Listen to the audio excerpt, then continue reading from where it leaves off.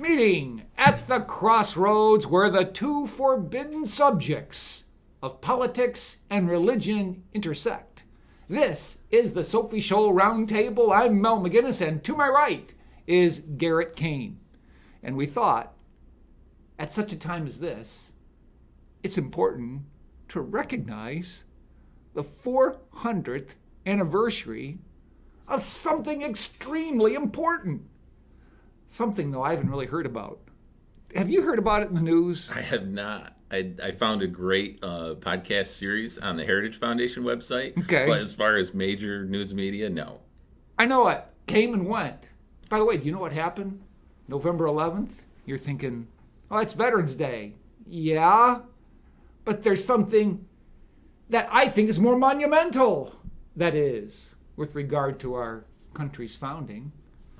On that day, November 11th, 1620, the document of what we know of as the Mayflower Compact was signed.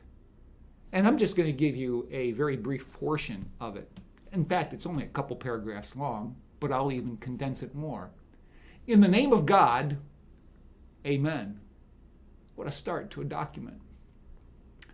Having undertaken for the glory of God and the advancements of the Christian faith, we solemnly and mutually in the presence of God and one another covenant combine ourselves together into one civil body politic for our better ordering and preservation and furtherance of the ends aforesaid, and by virtue hereof to enact, constitute, and frame such just and equal laws, ordinances, acts, constitutions, and offices from time to time as shall be thought most meet and convenient for the general good of the colony, unto which we promise all due submission and obedience. In witness whereof we hereunto subscribe our names at Cape Cod on the 11th of November, 1620. That's compact. Yeah. Gary, what do you think of when you think of the Mayflower Compact? I think it was a good first step at a civil governing authority in this country.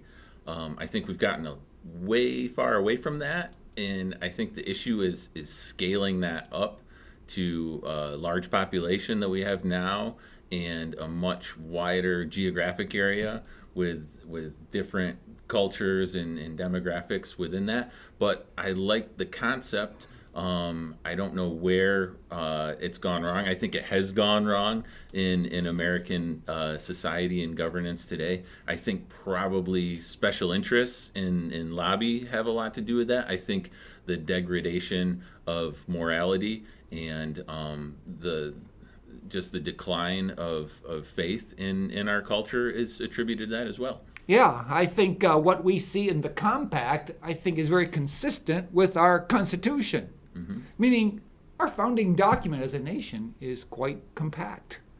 When you think of all the regulations and other constitutions that are out there, our federal Constitution, I think, says it succinctly in the interests of the freedom of the people, in the interest of keeping government small. Yeah. And keep limited. it simple. Keep it simple. Right. Yeah. We got away from that. The Mayflower Compact was very simple, right? Right. And then we had our Constitution, which I would argue was simple to the scale that we had grown at from the Mayflower Compact to the end of the American Revolution, to where it probably needed to be scaled up to represent that. But we've taken it to the nth degree of complexity of law and regulation to where, the whole system's just fallen apart in terms of functionality. Yeah, and it seems like God isn't even part of the picture. When you think of the compact starting out by saying, in the name of God, amen. I was doing a little bit of study, and it just wasn't the Puritans or the separatists that signed on to it, because on that boat there were craftsmen, merchants, and other individuals that really weren't tied to the separatists or pilgrims themselves. The strangers. The strangers. Yeah, and I think that's probably what led to the formation of the compact. Initially, I think Pastor Robinson's last sermon in the Netherlands probably laid the groundwork to where they had a plan that when they did reach land, they were going to develop this, even though they missed their target of what would have been Northern Virginia, which was actually closer to where New York City was. But they initially set out with a plan that they were going to form some sort of civil government based around the freedom of religion and natural rights. But I think the fact that you had this subset of people who were not pilgrims aboard sort of magnified the necessity of that. Exactly. Otherwise, it probably would have disintegrated into anarchy. It would have been an experiment in anarchy. Yeah. So they needed something to govern themselves. And by this document, it's so interesting, too, to see how the Pilgrims eventually developed a capitalist system. Mm-hmm. That is, they tried what we would call a form of socialism. Yep, the tragedy of the commons was born. Yeah. Well, I don't think it was born there. I think it was the tragedy of the commons described before that, but they sort of played it out in the failure of it. Yeah, where there was this common storehouse, and everybody could draw from it as they saw fit and had need. Yeah, I was thinking more of the common agricultural area, too, which I think was a part of that, where, it was basically one giant community garden where everyone was supposed to chip in and everybody shared in the harvest. Did not work out. It didn't. And that's why I thought so interesting. I think it was William Bradford who said, I'm going to give you a plot of land.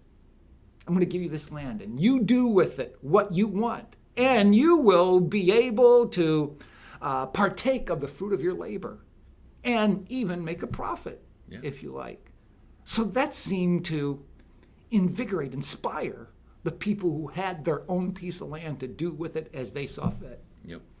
I thought, too, it's very similar to the garden, meaning God gave Adam and Eve the trees by which to eat and the fruit of which to partake, but only said this one tree, the tree of good and evil, you shall not eat of. But it's like God gave. And what we see in the experiment with the separatists is eventually William Bradford gave. I give you this land, and you do with it as you see fit. Yep. So we think of the compact today, and we see some very basic things that I think need to be understood, such as to the framing of just and equal laws, meaning everybody's equal under the law.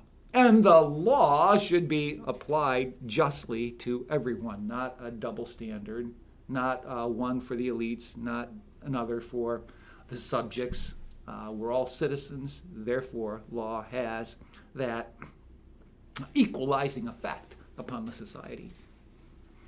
Anything else you'd like to add about that? I think you make a good point on the law in equal application, and I think this gets back to the presence of non-pilgrims in the compact. And I find it interesting that although they weren't separatist pilgrims, they probably had some Christian roots or some theological foundations, at least to the point where they were willing to sign on to this compact. But besides the acknowledgement of God throughout the document, when it comes to the law and equal application, it didn't specify, this is going to be the law for our pilgrims, and then we're going to apply a different set of laws to you non-pilgrim folks. And I think that was probably the beginnings of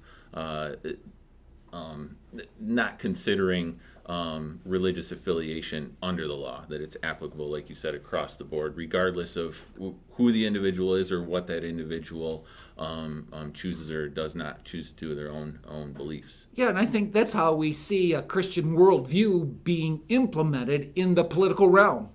I mean, you can't help but notice in that Mayflower Compact the idea of a civil body politic in which it was done in the presence of God.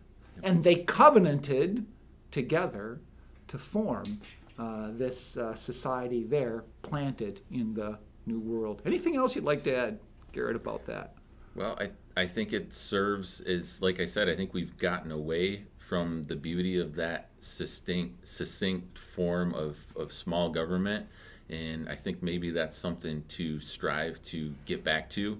I'm somewhere, I wouldn't describe myself as an anarchist because I think that is doomed to fail. But there's a step above that called minarchy, which I think the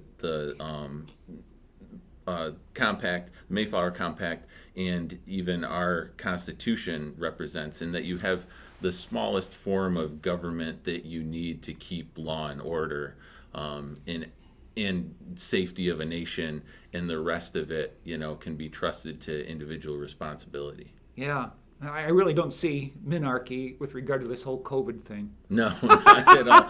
It's like gigantarchy, I guess. Gigantarchy, I would agree. That could probably be a subject for another time, but yeah, you think about what we're observing now regarding how society is responding to this whole COVID thing. I think it's kind of antithetical to what the Pilgrims or what the Separatists set up for us. And to go back to those basic principles that we see there in our very first document here in this land would be a good thing to revisit, especially after it went by us without hardly anybody giving it any thought whatsoever. Sad. Yeah. But you know what? I seemed like when I was growing up in grade school, we talked about this. Oh, yeah. We talked about it in my generation as well. Yeah, it's like today, 2020, 400-year anniversary, it's like it didn't even happen. Yeah, and I think if it was mentioned, it would be in the context of, the first step toward King Philip's War, where we got into it with the natives. It would be framed in that, which is important to learn, Right. the relationship with the native people of North America, but you can't just ignore the meaning and the importance of what these people did and brush it away as that they're white people who eventually oppressed the natives. Exactly. I think that's a good point to bring up. The way in which history is being taught today is not the way it was taught when we went to school, or especially our parents went to school. And we need to revisit history taught authentically. And Garrett, thank you once again for helping me out today with the Sophie Scholl Roundtable on this talk of the Mayflower Compact. Always good.